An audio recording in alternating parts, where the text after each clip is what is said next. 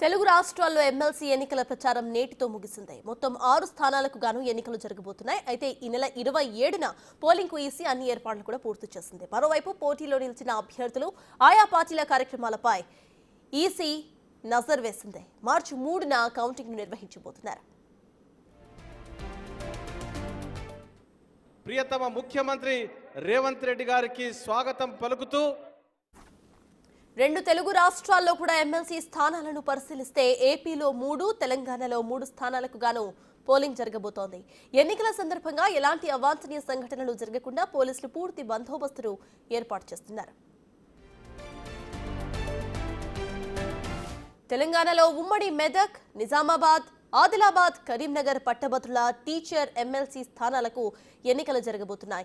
అలాగే ఉమ్మడి Khammam, Warangal, Nalgonda teacher MLC స్థానానికి కూడా ఎన్నికలు నిర్వహించబోతున్నారు.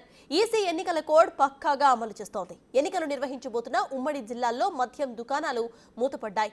మద్యం దుకాణాలతో పాటు కల్లు కాంపౌండ్లు కూడా క్లోజ్ అయిపోయాయి.